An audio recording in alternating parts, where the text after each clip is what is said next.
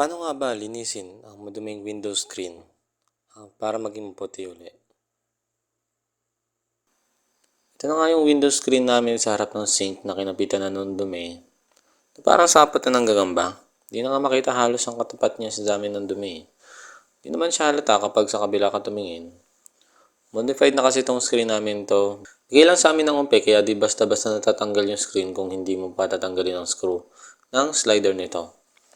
Meron siya sa baba at meron din sa taas. Medyo mahirap makita dito sa video at against the light tayo. Yun nga lang, hindi yung sa baba na screw ang napili kong tanggalin sa di ko pa malamang dahilan. Nagpalit pa nga ako ng screwdriver dito. Tinanggal ko na yung isa at dalawa lang naman niya magkabila.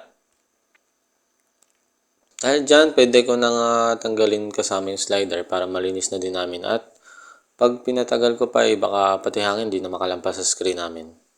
Dalhin lang natin siya sa hugasan sa labas para madaling malinis. Dala tayo ng brush na gagamitin natin. Di na nga makalampas ang maningin natin sa kabila sa kapal ng dumi.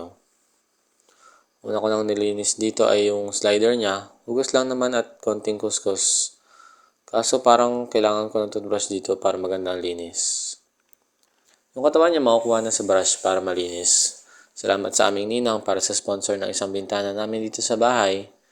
Di daw nila gamit yun dati nung nag-modify sila ng bahay kaya binigay na lang sa amin.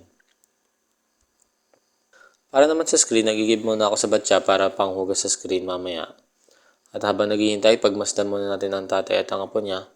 Habang nagpuputo ng panggatong nila, sa sipag din naman ng pamangkin kong yan. Sa dami pa ng puputulin nila ay tambak ang manggagawa. Balikan ko nga muna yung igib ko at puno na para malinis na yung screen natin. Ayan, andyan na nga si Mrs. para tulungan pa ako sa paglilinis.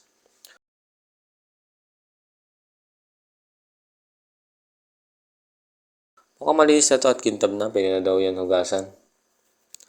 Lagay nga muna namin yan sa tabi para matuyo. Di lang gano'ng mainit pero di din naman mahirap patuyuin yan.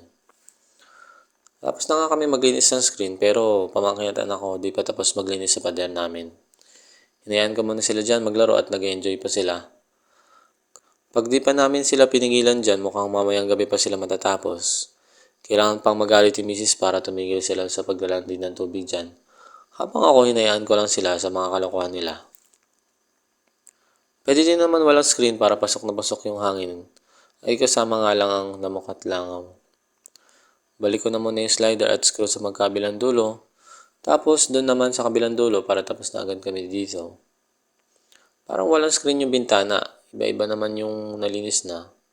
Pasok ang hangin, iwan ng insekto.